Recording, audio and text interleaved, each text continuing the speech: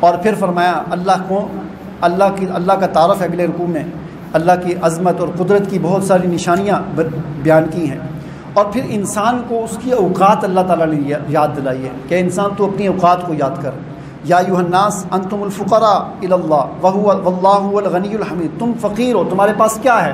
کچھ بھی نہیں ہے۔ تم جب دنیا میں بھی آئے تھے تو خالی ہاتھ اور ننگے تھے، تمہارے پاس تو کپڑے بھی نہیں تھے، لیکن اس دنیا میں آنے کے بعد اللہ تعالیٰ نے کتنے تم پر انعامات کیے کہ جب تم دنیا میں آئے تو اللہ تعالیٰ نے تمہارے لیے دودھ کی 2 نہریں جاری کر دیں، اور پھر تمہیں پینے کا سلیقہ بھی سکھا دیا۔ تمہیں کس نے سکھایا کہ دودھ کیسے پینا ہے؟ اللہ نے سکھایا۔ پھر تمہارے کپڑے، پھر تمہاری پرورش ہوئی، تم پھر بڑے ہوگے، جوان ہوگے، اب آ کر تم اللہ کے سامنے اکڑتے ہو اور میں لگاتے ہو کہ میں نے یہ کیا، میرا یہ ہے، میرا وہ ہے، تو اس طرح نہ کرو۔ اور پھر آگے فرمایا ایک اور چیز جو ہے وہ بڑی اہم چیز فرمائی علم کے حوالے سے، فرمایا کہ انما یخشی اللہ من عبادہ العلماء، اللہ کی صفات کا زیادہ سے زیادہ علم رکھنے والے اور اللہ سے ڈرنے والے جو ہے وہ علم نہیں، اللہ سے ڈرنے والے وہ لوگ ہوتے ہیں جو اللہ کی صفات کا علم رکھتے ہیں۔ یعنی اللہ کی صفات کا علم جس کے پاس جتنا زیادہ ہوگا اس کے اندر اللہ کا خوف اتنا زیادہ ہوگا۔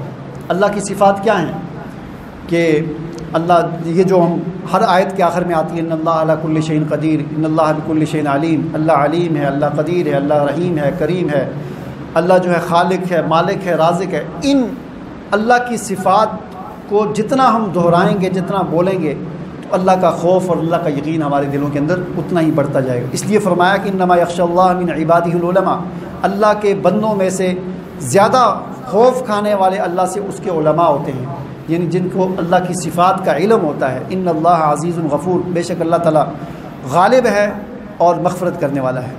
فرمایا ان الذین، بے شک وہ لوگ کہ یتلون کتاب اللہ، جو قرآن کی تلاوت کرتے ہیں، وقاموا الصلاۃ، نماز پڑھتے ہیں، وانفقوا مما رزقناہم، اور خرچ کرتے ہیں، سرا و علانیہ، خفیہ بھی اور اعلانیہ بھی، یرجون تجارۃ لن تبور، تو وہ ایک ایسی تجارت کر رہے ہیں جس کے اندر خسارہ نہیں ہے۔ دنیا کے اندر ہم جتنی مرضی تجارت کر لیں، کبھی فائدہ ہوتا ہے، کبھی نقصان ہوتا ہے، لیکن اللہ تعالیٰ فرماتے ہیں کہ اللہ کے ساتھ جو تجارت کرتا ہے، یعنی اللہ کے راستے میں اللہ کے دین کے لیے خرچ کرتا ہے، تو یہ ایسی تجارت ہے، اس میں کبھی خسارہ نہیں ہے۔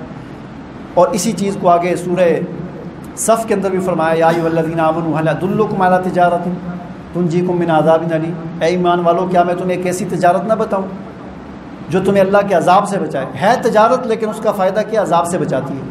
کسی تجارت کا فائدہ یہ ہوتا ہے کہ انسان کے پاس پیسہ زیادہ آتا ہے، کسی تجارت کا فائدہ یہ ہوتا ہے کہ انسان کو گاڑی مل جاتی ہے، کسی تجارت کا فائدہ یہ ہوتا ہے کہ انسان گھر بنا لیتا ہے۔ فرمایا کہ ایسی تجارت بھی ہے کہ اس تجارت کے بدلے میں تمہیں اللہ کا عذاب سے خلاصی مل جاتی ہے۔ وہ کیا ہے کہ تم اپنی جان اور مال کو اللہ کے راستے میں خرچ کرو۔